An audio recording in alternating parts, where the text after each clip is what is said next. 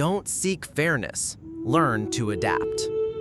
Have you ever asked yourself, why do some kind and genuine people who always give their best to others end up being the ones who suffer? Why is it that even when you've tried your hardest, the results still don't turn out as you hoped? Why in this life do cunning and deceitful people seem to succeed more easily than honest ones? If you've ever carried those questions in your heart, then you are not alone. Because many people from all walks of life have encountered a seemingly invisible pain, the unfairness of life.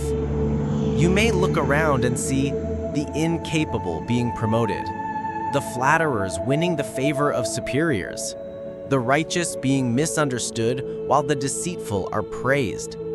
And so questions begin to weigh heavily on your heart. Where is fairness? What is the point of being kind? Does living well really bring good in return?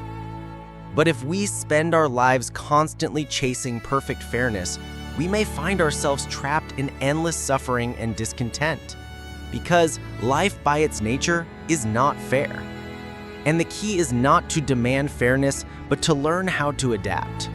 Not by blindly submitting, but by understanding the rules of the game of life so we can move forward with strength without losing ourselves. In today's video, we will explore why the more we demand fairness, the more we suffer. How to let go of the illusion of fairness without falling into despair. And how to live with courage and adaptability in this unpredictable world. If you're ready, join me as we dive into these profound reflections on today's journey. Welcome to Ancient Philosophy, a channel where we share deep Eastern philosophies to help you find peace in a world full of chaos and competition. Here, we don't speak of distant ideals, but of practical and relatable lessons from the teachings of Confucius, Laozi, Zhuangzi, to life experiences rich in introspection. Each video serves as a gentle reminder. Slow down a little, listen more to your inner self, and learn to let go of the things that drain your energy. If this content resonates with your life's journey, don't forget to subscribe to Ancient Philosophy channel, like the video, share your thoughts in the comments, and turn on the notification bell so you won't miss any of these profound teachings from the ancient sages. Chapter 1. Fairness is relative, not absolute. Deep down, every person has, at least once, cried out in frustration, "Why is life so unfair?" The hardworking seem stuck in the same place, while the cunning rise like a kite in the wind. Those who live kindly are the ones who suffer, while the deceitful are praised. The weak are wounded, while the strong are allowed to be wrong. And when we're faced with such contradictions, many of us carry the same timeless question in our hearts. Is there really any justice in this world? Fairness, a beautiful yet fragile idea. We grow up in a society that teaches us hard work will be rewarded. Good people will meet good fortune. These beliefs help children build faith in the world. But as we grow older, as life's challenges come our way, we start to see things differently. Fairness isn't an absolute law, it's an aspiration. Someone born into a stable family, well-educated, with access to good health care, even if they start at the same age and time as someone else, they still have a significant advantage. A person who is healthy, well-connected, and socially adept will easily land a good job. But someone who's frail, burdened by family responsibilities, and struggling to make ends meet, can the two of them really compete on a fair playing field? Fairness, if it exists at all, is always relative. It depends on time, place, and circumstance. But life is chaotic, full of unpredictability and unequal conditions. So the idea of absolute fairness becomes nearly impossible. Story. Is the universe fair? The ancients told a story of an old man who spent his entire life doing good. He never harmed a soul, never deceived anyone, and lived with kindness. Yet, in his final days, he suffered a tragic accident and died in loneliness with no one around to help him. Neighbors whispered, "He was such a good man, yet heaven showed him no mercy." Life really is unfair. In that same village, there was another man, cunning, manipulative, and ruthless in his pursuit of wealth. But he lived a long life, was wealthy, and surrounded by a prosperous family. A young person, upset by the injustice, asked a nearby monk, "Master, has heaven gone blind? Good people suffer, while bad ones live in comfort." The monk smiled gently and replied, "This world is not a courtroom. Life doesn't operate by human standards of justice. Good people don't always see rewards right away, and evil doesn't always get punished instantly. Cause and effect has its own timing. No one can truly see the full rhythm of the universe." The truth is this: if we insist on instant fairness, we'll always see injustice. But if we learn to observe and accept, we begin to see that everything has its reason. Lesson: let go of the illusion to live in reality. Not everyone begins life at the same starting line. Effort doesn't always bring immediate results, and justice doesn't always arrive when we expect it. Once we understand that, we can let go of the expectation that life must be fair and find a deeper peace within ourselves. Letting go doesn't mean giving up. It means waking up to the truth. I will keep trying, but I won't carry bitterness if life doesn't go the way I planned. The older we get, the more we must learn to see life as it truly is, not as we wish it to be. Fairness isn't something to demand. It's a rare grace that may appear when we are calm enough and patient enough to recognize it.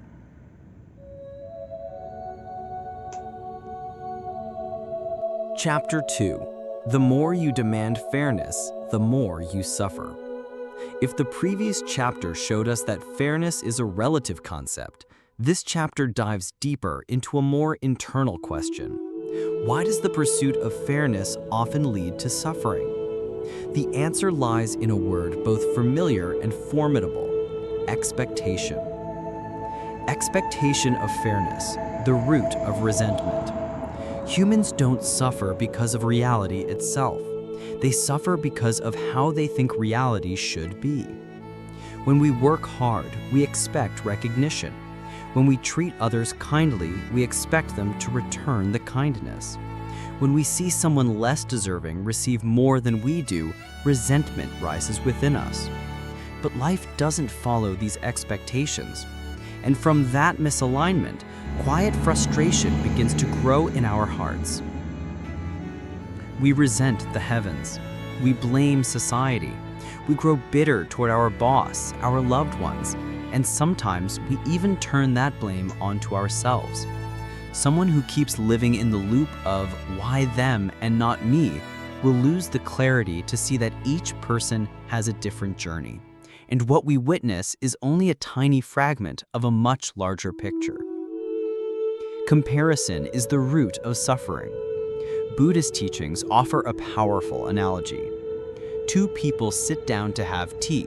One drinks a regular cup of tea, the other drinks a premium blend. If the first person doesn't know the second has something better, they'll enjoy their tea, warm, fragrant, and satisfying.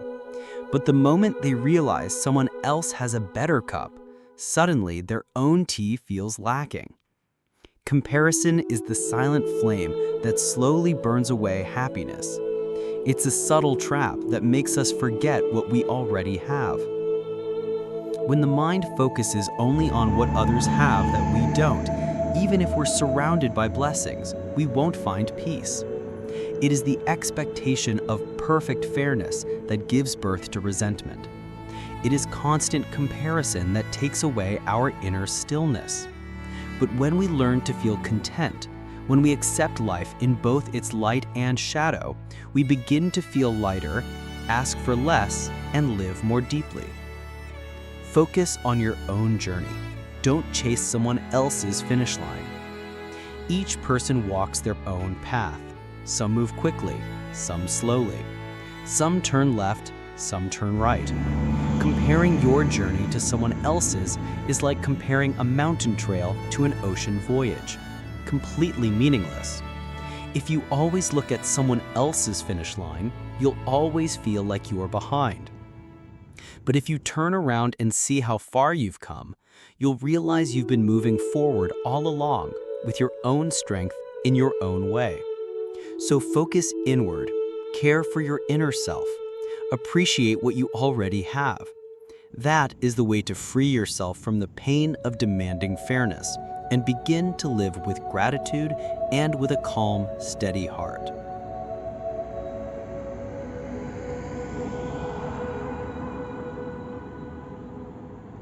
Chapter 3. Adaptability, the great wisdom of survivors. There's a famous quote by Charles Darwin, the father of the theory of evolution. It is not the strongest or the most intelligent who will survive, but those who can best adapt to change. And that truth doesn't just apply to biology. It applies just as much to human life. Life is constantly changing. Only the adaptable survive. We live in a world of constant motion. Technology evolves by the day. The job market shifts year after year. People, relationships, environments, nothing stays still. In that current of change, if we cling to what used to be right, to what we once felt comfortable with, we risk being left behind, not by life, but by our own resistance.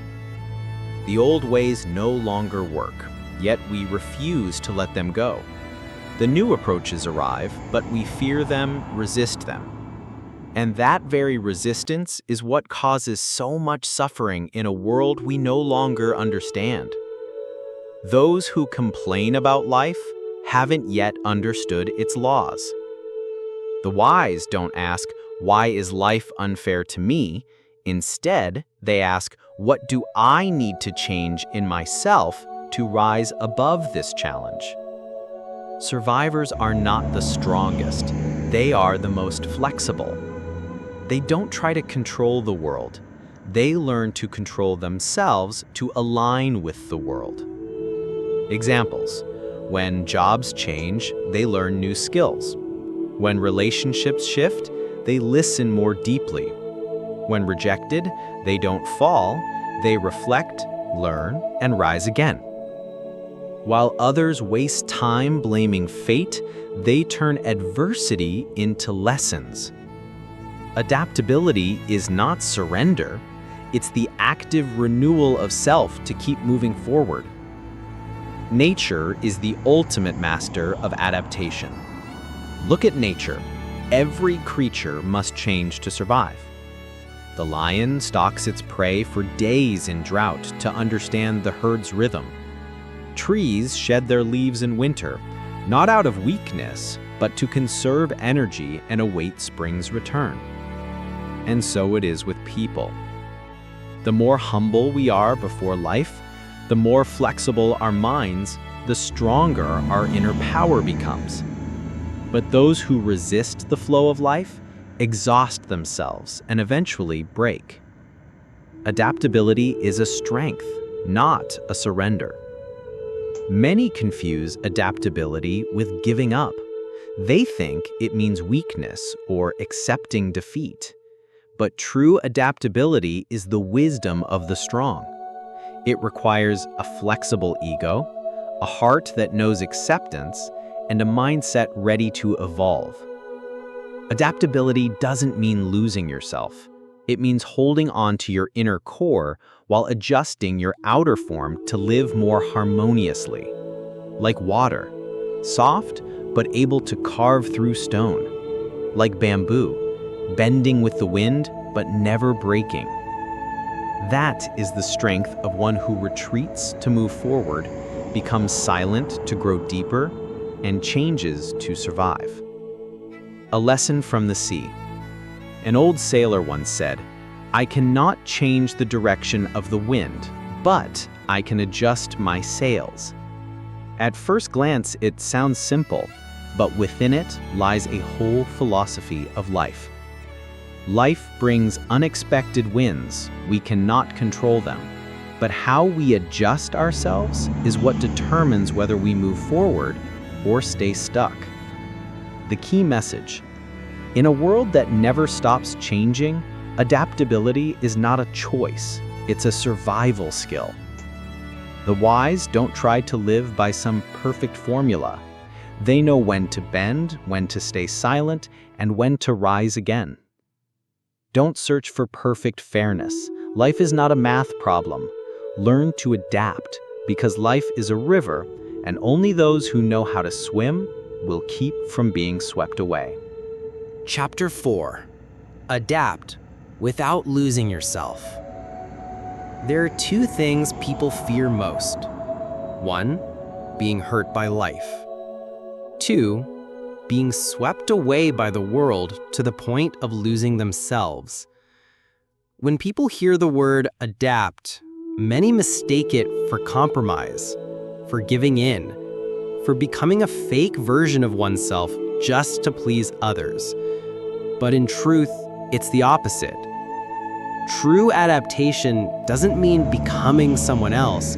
It means knowing yourself so well that you can respond to life in a way that preserves your values without being eliminated from the game. The chameleon story. In the forest, there lives a unique creature, the chameleon. When it stands on a leaf, it turns green like the leaf. When it lies on the ground, it becomes brown like the soil. Some people think the chameleon is a deceiver, two-faced, changing colors just to survive. But what they miss is this: no matter how its outer color changes, the chameleon is still itself. It doesn't turn into a bird or a snake. It doesn't mimic the sound of the wind or roar like a beast. It simply knows when it needs to change, to survive. Humans are the same. Living in this world, no one can remain frozen in one rigid form forever. We all must change, to adapt. But changing the way we speak doesn't mean changing the heart. Altering our behavior doesn't mean abandoning our character. Adaptation does not mean giving up. Many think that when someone no longer demands fairness, no longer fights reality, it means they've surrendered. But no, it's a sign of maturity. There is a huge difference between giving up out of helplessness and accepting because you've understood. Those who give up are lost, but those who adapt are simply choosing a wiser path, adjusting course so they don't crash into a dead end. The weak are swept away by the current of life. The strong fight against it, but the wise, they flow with it without losing their direction. Lessons from real life. In the workplace, sometimes you have to be gentle with a difficult boss or stay silent before an unfair colleague. That doesn't mean you're weak. It means you know which battles are worth fighting. In relationships, sometimes you need to yield to family members to maintain peace, or take a step back to preserve long-term harmony. Not because you've lost, but because you've grown. In your inner life, sometimes you must let go of rigid principles, not because you've abandoned morality, but because you understand truth must be practiced flexibly, not turned into chains.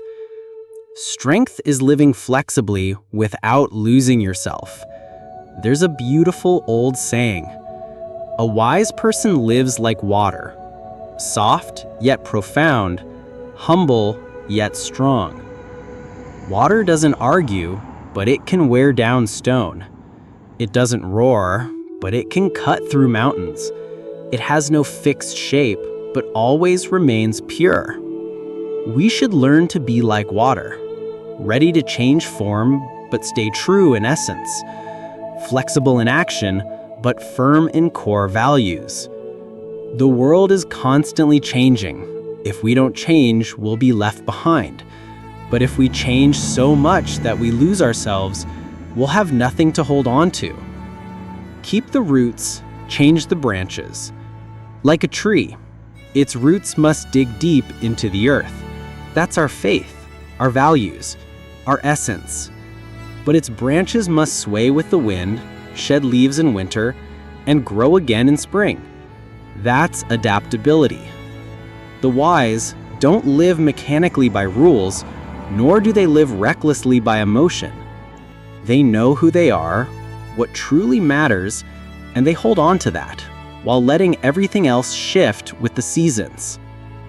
The key message: adaptation doesn't mean losing yourself. It means protecting yourself in a wiser way. The world doesn't need you to be like anyone else, but it also won't stop just because you refuse to change. So, learn to shed your outer shell, but never lose your soul. Live flexibly, but remain upright. Let your strength come not from stubbornness, but from your ability to remain yourself in a world that tries to change you. Summary. Life is not fair. That's a fact. The more we chase after perfect fairness in a world full of flaws, the more exhausted and miserable we become. Zhuangzi once said, "If the water is muddy, let it be muddy. Who says you must always see the bottom clearly?"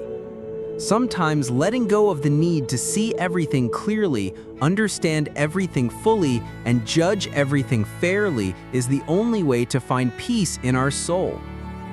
Remember this: life is not fair. The more you demand it, the more it hurts. The wise don't seek fairness, they seek the strength to adapt. The strong aren't those who win, they're those who adjust their mindset at the right moment. Daily practice suggestions. Whenever you witness something unfair, instead of complaining or blaming, ask yourself, what is this situation trying to teach me? Each evening, write down one sentence in your journal. Today, what did I manage to adapt to without complaining? Each week, pick a specific situation in life. Instead of reacting out of habit, try to stay silent instead of arguing.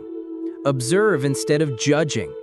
Adjust your attitude instead of blaming your circumstances.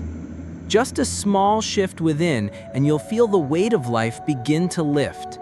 Because no one makes us suffer more than our own mind, demanding what life cannot give.